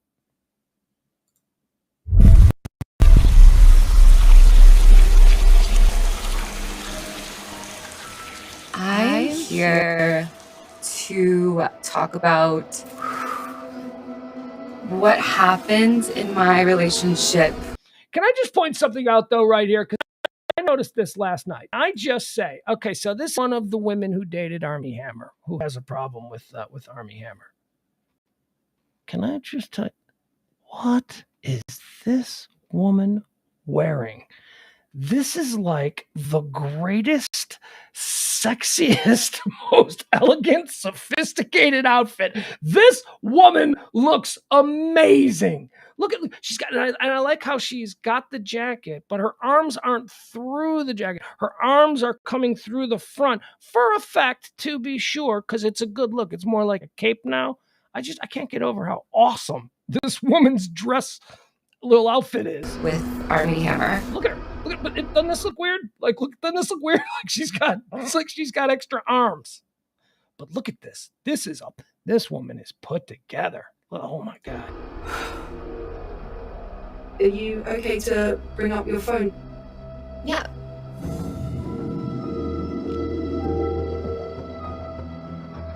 I haven't really digested this one. I have a fantasy about having someone prove their love and devotion and tying them up in a public place at night and making their body for use and seeing if they will strangers for me. So these are texts. That was going to involve showing up and completely tying you up and incapacitating you, and then being able to do whatever I wanted to every single hole in your body. So I was. They got Armie Hammer. In the beginning, I felt like this was all perfect. This was amazing. You're kind of perfect. He would say things, God, you're so perfect. How could you be this beautiful, this smart, so funny? It's like you were made for me. But then things changed. He pushes your boundaries a little bit at a time. You're his. Completely. These are messages that are being sent literally within seconds of each other. I mean, he said, I'm 100% a cannibal. I'm freaking out. It was all he wanted to ever talk about. Then you get a note that says, I'm gonna bite the out of you. And he just like acted mad. The ropes were around your neck, your wrists, your ankles, and you're like completely immobilized. And I was closing my eyes until it ended.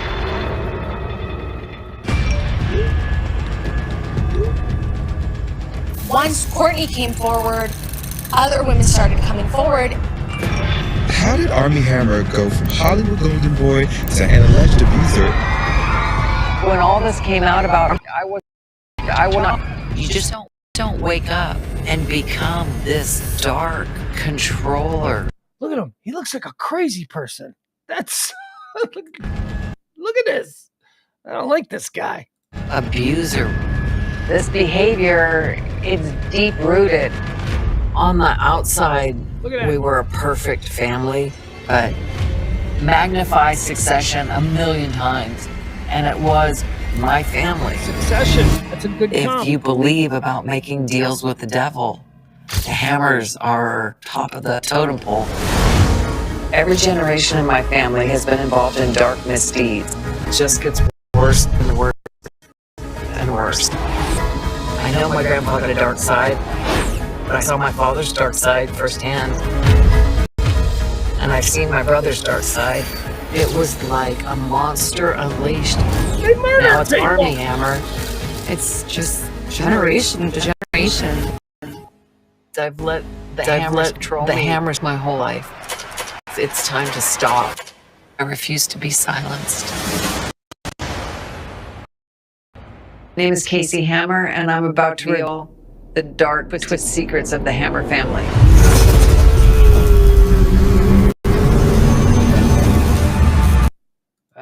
All right, all in on that. I love that stuff. Well, there's a couple of things that gets checked here for me. First of all, this is another example of what I always say about Hollywood stars. More times than not, you will find that your favorite Hollywood celebrities didn't come from just some neighborhood like you and me. They all come from super privileged, elite backgrounds. Even if it's just like, they don't all have to be the grandson of Armand Hammer, one of the most interesting characters in American history of the past 100 years, certainly of the Industrial Revolution. They don't all have to be like that level. You can just like if your dad owned 5 car dealerships around Akron, Ohio, you probably grew up very wealthy, right? That's a very nice, that person goes to Hollywood and becomes a movie star. So it's not, but very, very seldom is it like the child of a cop and a waitress goes off to Hollywood and gets me, unless they have real, Armie Hammer is another example of this. Just a super rich kid, good looking, decided he was going to go out there and become a movie star, didn't have to wait tables, didn't have to take a job, didn't miss auditions because he had to, figure out a way to make rent. Now, he just probably lived in a nice penthouse, hung out in clubs all night, met the right people, got a couple of auditions, and then suddenly, I'm a Hammer of the Hammer family, and boom, movie star. He's the Winklevoss twins in Social Network. I don't know, but that's how it happens. It's all who you know. It's all who you know. That's all. So know people. There you go. And you know how you know people? But being nice, not being an asshole. So if you want to be successful, you know that it comes with, you got to be able to network. And when you network, you can't be an asshole. So let's all stop being Let's all stop being assholes and concentrate on networking for our own benefit, I guess. I don't know. Just be nice. That's the other thing about Armie Hammer, the actor. He's a dick. He's not nice. After the show last night, I went and I watched a bunch of interviews and stuff on him. He's a dick. Oh, so arrogant.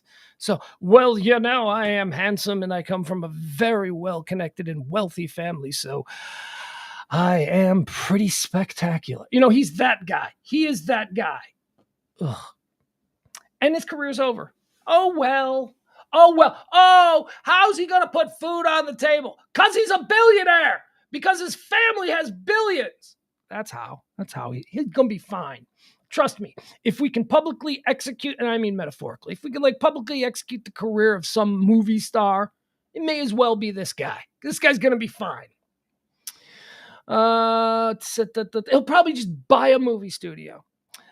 Tommy Lee is trending. Tommy Lee is trending because Page 6 reports that this morning Tommy Lee took a dick pic and he put it out there on Instagram. Yeah, that's what passes for news. That's Tommy Lee, dick pic trending. Gets Tommy Lee trending. I hate Tommy Lee. I really hate Tommy Lee. My feelings on Tommy Lee has always been he seems harmless. But then over time, it's no, you know what? It's not that he's harmless. He's not harmless because his sort of behavior has been emulated by a couple generations now of young men. And you ever seen all these Dollar Tree Tommy Lees walking around out there? You're like, what are you doing? What's going on with you? I hate Tommy Lee. Anyway, he pulled his dick out, took a picture of it, put it on Instagram. The whole world went nuts. Now he's trending. I'm mentioning it. Moving on. Ezra Miller is trending again. Oh, boy. Okay, so let's run it down. I guess it's Elon Musk, Joe Rogan, and Ezra Miller. These people. For a while there, it was Dolly Parton. For a while, Dolly Parton was trending like every day for some reason. Ezra Miller is trending. This is the same old story. Oh, God, this guy. Ezra Miller, the Flash. We all know him. He's the Flash. DC's building an entire universe around. No, it's going to be a big movie star. Ezra Miller is one of these they thems. He's gender fluid. So they are gender fluid. So I want to make sure that when I'm presenting his sordid tale of woe, I get it at least gender correct. He spent like the last couple months in Hawaii just wreaking havoc, just getting wasted, starting fights in bars, assaulting people, doing all this kind of stuff. He got arrested like 3 times in like 4 weeks in Hawaii. He leaves Hawaii. Apparently he's got a ranch in like Vermont or somewhere. I don't know, New Hampshire, somewhere like that. We're in Texas. It's somewhere like that. He's got a ranch somewhere up there. And apparently it's an illegal pot ranch. So that's like got some issues now with the state where they're like, hey, you can't grow pot here. And he's also like got a woman staying at his ranch that has children, like 2 young children. And apparently this woman and her 2 young children are hiding from the children's father who is looking for them. So now there's a whole thing where the children's father is saying that Ezra Miller is kidnapping them. Oh, it's insane. And he was indicted yesterday for breaking into a house and stealing booze somewhere there in Vermont. Is that why Ezra Miller is trending? No. I'm just bringing you up to speed on where we are after yesterday's Ezra Miller news that he was being he was going to be charged with breaking into the house. So that was yesterday's Ezra Miller news. Today, Warner Brothers is saying, yeah, you know what? We're just about done. We are just about done with all the Ezra Miller nonsense. So Warner Brothers is now officially, and they said this in a statement, which isn't good for old Ezra, they are weighing their options moving forward with the whole Flash franchise. Now, remember, there was a time when the Flash franchise looked like they were really putting a lot of muscle behind it. There was a Flash television show that was running on WB or something like that, probably. So there was a Flash TV show. So there was a TV Flash. And then there was the Flash who has appeared in a number of DC films and is getting ready to have their own standalone film. So there's going to be a television Flash universe and a movie Flash universe. And they were just lousy with Flash content. And then they decided to cancel the Flash TV show. So that one's gone. And now they don't even know that they're moving forward with the Flash film. As the studio ponders 3 paths forward for the expensive DC film with a worst case, if unlikely scenario, including the project being scrapped altogether. This is all due to recent. The fate of Warner Brothers' The Flash hangs in the balance as actor Ezra Miller continues to make headlines for their controversial behavior and various arrests. All right. So that'll be the next time. The next time Ezra Miller trends, probably in a few days, it will be because Warner Brothers has made a decision on what it is that they're going to be doing. Okay, here. Oh, this is a fun one. Do we have any baseball fans in the... No, of course we don't. Nobody. There are no... I'm the only baseball fan left. I swear to God. Me, Emil E. Oh, what? He likes baseball. He's a Yankee guy. He's having one hell of a season. So he's a baseball guy. And nobody else is a baseball guy, but that's okay. If you were a baseball guy, you should know tonight is the second, right? The first one was canceled because of the pandemic. What is this about? Field of Dreams. The second Major League Baseball Field of Dreams game is being played this evening in the cornfield in Iowa, the very same cornfield where the film Field of Dreams was filmed. Build it, and they will come. You know that whole thing, Field of Dreams, very overrated movie. Oh yeah. You want to get a beer and I'll tell you my take on Field of Dreams? Oh, God. You don't even want... I'm a die-hard baseball fan. I love baseball. Field of Dreams is not a baseball movie. Don't come at me with it's a baseball movie. It is not a baseball movie. It is a movie about a relationship between a boy and his father. Baseball seems to be the common thread that the boy and his father shared, but it's not a baseball movie. You know what's a baseball movie? That was the Brad Pitt one about the Oakland A's. Remember that one? What was it? Moneyball. Moneyball is a baseball movie. The Natural is a baseball. Bull Durham is a baseball. Field of Dreams is not a baseball movie. But for whatever reason, this town in Iowa has decided to cash in, as well they should. Why wouldn't they? People have been going to that site since the movie came out. So they built a stadium there. They got into a deal with Major League Baseball. Major League Baseball is now going to be playing one game a year. This is kind of like what the NHL does with their outdoor series, where like the Boston Bruins will play in Fenway Park, or the Chicago Blackhawks will play in Wrigley Field. They do these things. Detroit Pistons, I think they played at like Michigan Stadium once, whatever it was. So baseball's getting into it, and I applaud this because these are exactly the kinds of fun things that baseball needs to do. Baseball needs to stop being such a stick in the ass, and baseball needs to start celebrating and having fun and enjoying. And so they decided that they would do this, not an exhibition game. It's an actual in-season game. It's just played at a neutral site at the Field of Dreams facility in Iowa. The first game featured last season my Chicago White Sox and the New York Yankees. Now, tonight's game will feature the Chicago Cubs and the Cincinnati Reds. Now,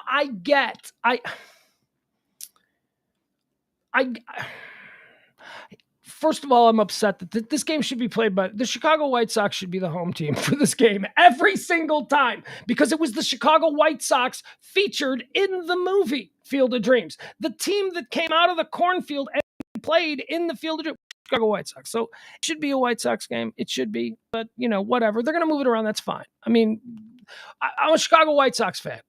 I'm basically like a Jacksonville Jaguar fan. I mean, even in my own town, I'm the second most forgettable team. People in Chicago, they're all Cub fans. You're a White Sox fan, you're basically the Jacksonville Jaguars of, that sports market. So whatever. So go ahead. Don't give it to the White Sox all the time. That's fine. Just another slight. That's the chip we carry on our shoulder. We're fine with it. It fuels us. So the Cubs are getting it, and I get that too because this is close, right? I mean, what's the closest major league city to the Field of Dreams? It's Chicago because it's Iowa. It's just, like 100 miles, 200 miles, whatever it is. It's outside Chicago. So you get a Chicago team there. It's easy. That's good. St. Louis would also be a good team. Minnesota would be a good team to include in these things. Milwaukee, certainly a good team. And Cincinnati. And that's what we get tonight. We get Cincinnati on the Chicago Cubs second Field of Dreams game. I'm watching the game tonight. I do enjoy these kinds of things. And let me get you to the way the inaugural year ago.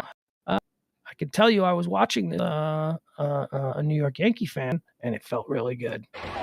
Here's how it ended last year.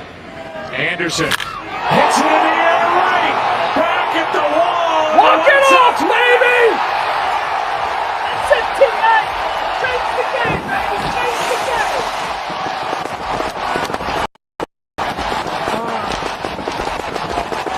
A walk-off home run into the cornfield. That's how the first Field of Dreams game ends. Unbelievable. Think about that. It didn't go into outstanding, so it didn't push back the ESPN schedule, Fox baseball schedule. It was on time, and it was a bottom of the ninth walk-off home run into the fabled cornfields of the Field of Dreams. And it's just incredible. What a moment for baseball. So yes, I will be watching. And it was against the Yankees. That's what's so great about it. And it also would have worked for the, historical vibe of baseball if it had been the other way, if the Yankees had walked it off, because then you'd be like, the Yankees. Yeah. But no, this was great because it happened to the Yankees, because I think most of us hate the Yankees. All right, so that's tonight. Major League Baseball returns to Iowa on Thursday when the Chicago Cubs play the Cincinnati Reds in their second Field of Dreams games at a throwback ballpark near where the 1989 movie was filmed.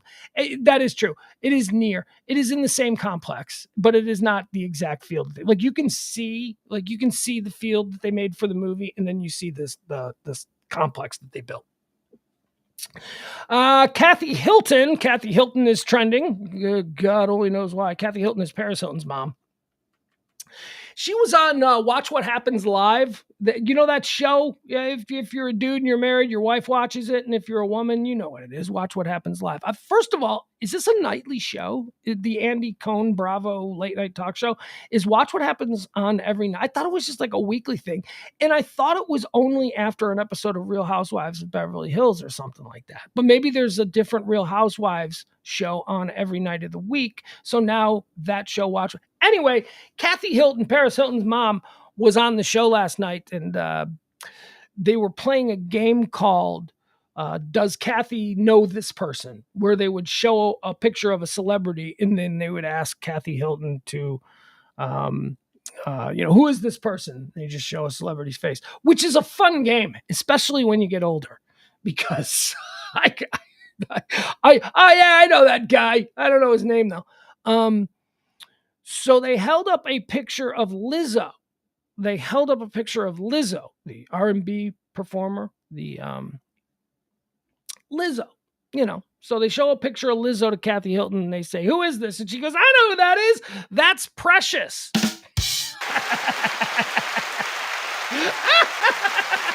That's funny.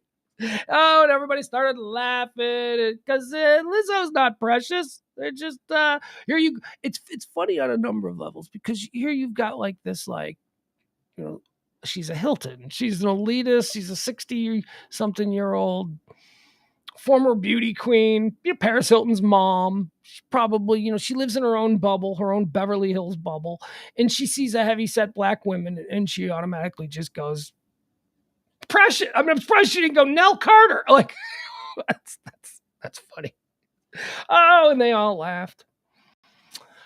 Macho Man is trending today. Why is the Macho Man Oh, yes, that's right. So I got to pull this up. Macho Man is trending because apparently a video of his 1992 appearance on Arsenio Hall went viral today because of I don't know, some advice that he gave. It's a Macho Man. Oh yeah, Macho Man Randy Savage from 1992 on the Arsenio Hall show. By the way, remember when I was saying I was we were talking about Mike Douglas, the daytime talk show host. Today is his birthday. It is also the day that he died. That's weird, but it's true. And I was saying Mike Douglas was like a talk show host. He's, Cincinnati Bengals. I said he was like, okay, so if all the talk show hosts were football teams, Mike Douglas was like the Cincinnati Bengals. Competitive, but also not great a lot of times, but occasionally is like really good, and that's like the Cincinnati Bengals. I said Johnny Carson was the Patriots. I think I maybe said Letterman was like the Cowboys. The elite brands of the league. So this is from an Arsenio Hall show from 1993. Arsenio Hall would be like the Oakland Raiders. I would say that's who Arsenio Hall would be in that, if we're just like assigning football team brand comps to talk show hosts. Yeah. So here, this is Macho Man Randy Savage. He appeared on the. Okay. Your middle name is Macho, but if you ever cry, has Macho Man ever cried? Oh yeah. It's okay for Macho Men to show every emotion available right there, because I've cried 1,000 times, I'm gonna cry some more. But I've soared with the eagles and I've slithered with the snakes and I've been everywhere in between. And I'm gonna tell you something right now. There's one guarantee in life, and that there are no guarantees, yeah. And understand this. Yeah. Nobody likes a quitter. Nobody said life was easy, so if you get knocked down, take the standing 8 count, get back up, and fight again. And you're a macho maniac. Dig it. Look at the Macho Man. Your middle name is all right, Macho. So that's why he's trending. But, I don't know, whatever. That was nice. Oh, yeah. Dig it. All right, there you have it. That's it. I'm done. I got nothing else. Those are all the things that I had prepared for you today. So now let's jump into let's go to Twitter. Why not? We'll start it out. Let's see if anything new is happening since we signed on the show today. We do this every Monday through Friday, noon till whenever. And then we come back at 9 p.m. Central Standard Time for something we call Pugs and Parker's Pillow Talk here on the Radio Misfits podcast platform. That's Monday through Friday at 9:00, and this one is Monday to. Hey, why don't I just sign up? What's going on, Byron? I just sign on to Twitter, and the first thing I see is Byron involved in some conversation on Twitter like 10 minutes ago. Were you not paying attention to me? What was I doing 10 minutes ago that you found something on Twitter to opine on more compelling? Let's see here. Cincinnati is still trending number one. Cincinnati FBI. An armed individual attempted to breach the Federal Bureau of Investigations building in Cincinnati, Ohio on Thursday morning before fleeing the scene. Jungkook is trending. Hey, BTS. He's one of, I'm telling you, there's always some Korean boy bander trending on Twitter. Merrick Garland is trending. What's this going to be? AG Merrick Garland to make statement days after search of Trump's Mar-a-Lago. Okay. Again, I mentioned this last night. For all of you who are passing the hashtag release the warrant, the MAGA crowd wants the warrant released. They want to see the warrant. They want to make sure that the warrant, because they know, hashtag release the warrant is trending. Trump has the warrant. They have the warrant. You don't need the FBI to release the warrant. The warrant is in the hands. They come in, they knock on the door. Hey, we've got a warrant here. Here's your copy. You look it over. We're going to go and rifle through your desk drawers. That's how it works. They have a copy of the warrant. If they wanted the warrant details to be made public, they'd have been made public like that. Because you know Trump's got no boundaries. Of course, if there was something wrong with the warrant, he would have put it out within minutes. But he didn't, because you see, the warrant has details pertaining to what they're looking for and why they know it's there. And that shit, the side, they don't want out there. So all of these people who are saying, release the warrant, well, go ask Trump to release the warrant. He's got it. He's got a copy. Nobody's hiding the warrant. This is between two parties, the government, the feds, and the person who they're, seeking permission to ransack their house. That's who it's between. Two people have access to this warrant. It isn't just about, why won't the FBI release the warrant? One, because they never do that. And two, because they don't have to do that because the other people have the warrant. It's a very open book thing. The warrant is out there. Stop acting like everything is a conspiracy theory. Now, this may be politically charged and politically motivated and all that kind of stuff, but don't act like they're trying to hide the warrant. They're not. That's just ignorance. You're ignorant as to how these things work. There is a warrant in the hand of both Donald Trump and his attorneys. There is a record.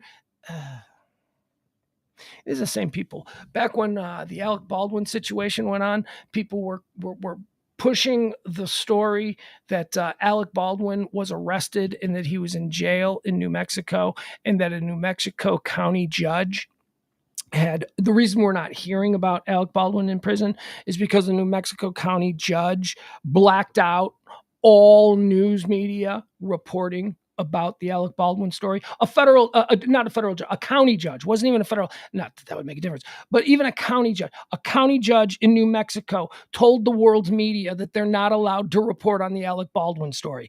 And there were people who believed that a county judge in New Mexico had the power to completely blow up the First Amendment. This is how dumb people are. Yeah. And then a judge, the reason you ain't hearing about it is because a judge said, hey, media, I'm a judge and I'm blacking this out and you can't. That's not how it works. There is no judge in the United States of America that has the power to tell the media that they can't report on something. There is no such thing as a media blackout unless the media is all in cahoots. Judge. But this is the thing, people. Show us the warrant. Okay, see, you don't know. You don't know how warrants work, and you're just going off half-cocked. Show us the warrant. You're just being stupid. The warrant is in both hands. Both parties have the warrant, okay? You don't need to pick at the FBI. You don't. There's a warrant on the other side, too. They've got it. They can show it to you. Ask them. That's just stupid. That's someone not understanding how the warrant thing works. Same as a federal judge has the power to tell the media they can't report something. No, and I said federal there. This is county. People, now I know that if you're listening to this show, you're not one of these people. Because obviously we are the cream of the crop here. But it's just so ridiculous. I get bummed out regularly just going, oh no, people don't think that, do they? And then you see it's like, oh my God, they think that. They think that they don't know. They don't know that the earth revolves. They don't know. James White has retired. This is trending again. 3-time Super Bowl champion James White. He's announced that he's retiring from the NFL. James White. Oh, he's retiring. He's not going to play anymore. You're not going to be able to see James White play anymore. 3-time Super Bowl champ. I don't know the first thing about James White. Never even heard of him before. But he's been trending all morning. Who does he even play for? What does he play? What does James White play? Never heard of him. Apparently, it's a big deal that he's retiring. Let's see here. What else do we have? Field of Dreams game. Okay, we already talked about that. So, Lori Harvey has been trending all morning, and I've been sort of ignoring it because I didn't know who it was, and then I clicked on it, and I'm like, what?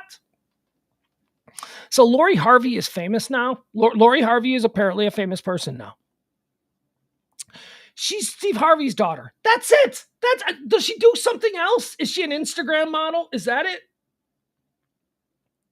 Again, Nepo babies. We were talking about these Nepo babies. These children who have just been sort of legacied into Hollywood fame. They're the next generation.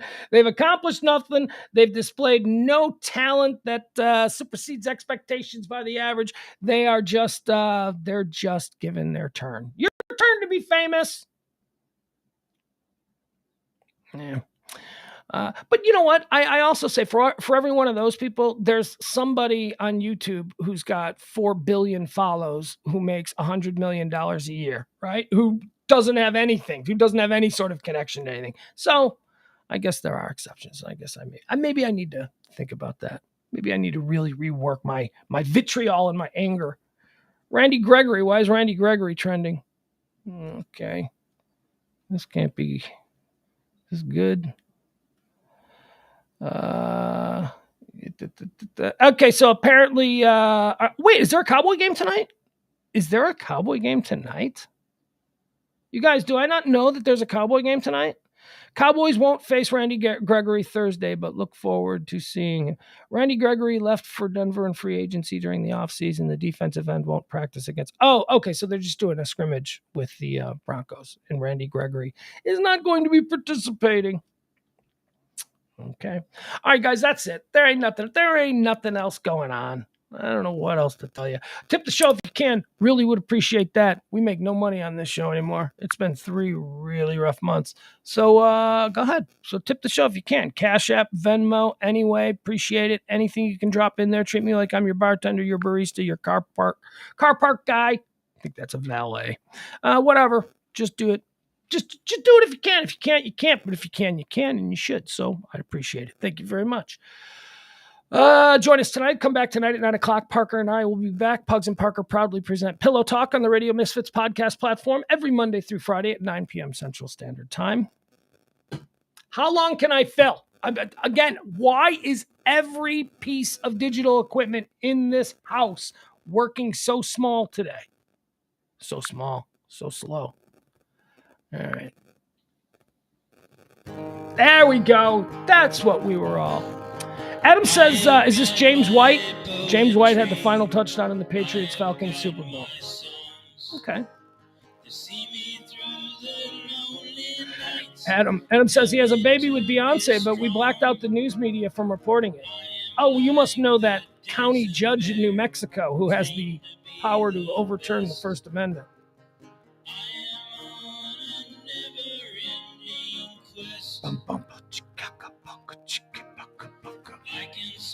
All right. I don't know. We're in this is like the part of the show every day where it's kind of awkward. See ya. Till we meet again.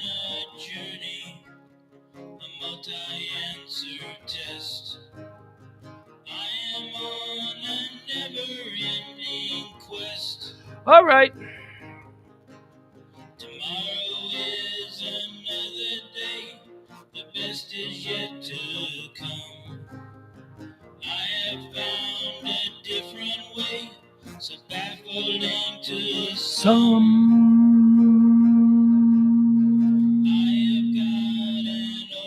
All right, guys, I gotta go. I got nothing else. I gotta go food shopping. I got no food. You guys would be proud of me. Last night at like 11 o'clock, I get a phone call from Ed, from our guy Ed. I get a phone call like 11 o'clock from Ed. It's like he had a situation. A lady friend of his got stranded at the airport here, and coincidentally, he's here in town, and he went and got her and brought her back to the house. And on their way back, Ed calls me and he goes, "Hey, we're in the drive-thru at Whataburger." Like, it's 11 o'clock. What do you want? And I'm like, oh my God, Whataburger patty melt at 11 o'clock at night. Ooh, does that sound good? And I said no.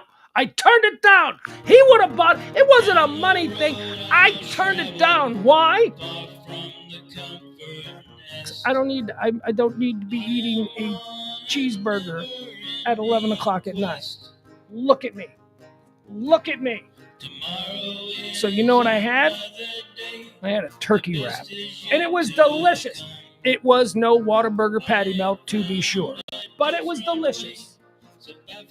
And I enjoyed it. And here I am. You guys know I haven't been running or working out or really dieting for like 2 months. I went hard like ramping up to the summer, to get my Speedo body in shape. And then I just abandoned it for like the last 2 months. I've been eating cookies and chips and hamburgers and all that stuff.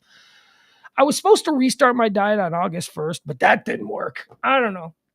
That didn't work. Things are going good. So it's like the 11th.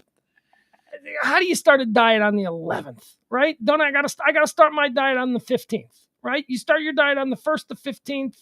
That's it. You don't start it because it's the 11th. And I'll convince myself that on the 15th of August, I will restart my diet, which will run through November 1st. That's going to be I'm going to run and all that stuff. It's not going to be 150 degrees outside. I can do my runs in and not worry about dying, that whole thing. I don't know. I'm going to try. I was going to say something, but I can't remember what it was. I lost my whole. Man, Byron, do you know that I could probably... Here's the problem. Byron says, I had a Filet-O-Fish. It was fantastic. First of all, good on you, sir. Good on you. There's two kinds of people in this world. People who will never go near a Filet-O-Fish sandwich, and those of us who know how stupid they are and how delicious the Filet-O-Fish sandwich is.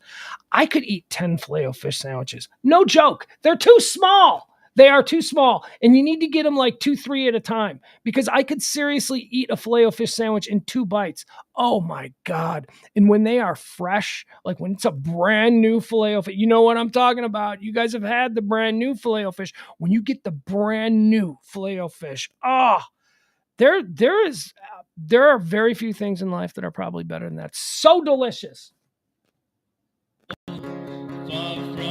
I don't even like fish. Like, fish isn't even like a thing I like. I don't know. I think it's the cheese, the bun, and the tartar sauce. And now I got to go get a Filet-O-Fish. Thank you. See you at 9 tonight for Pillow Talk with me and James Parker.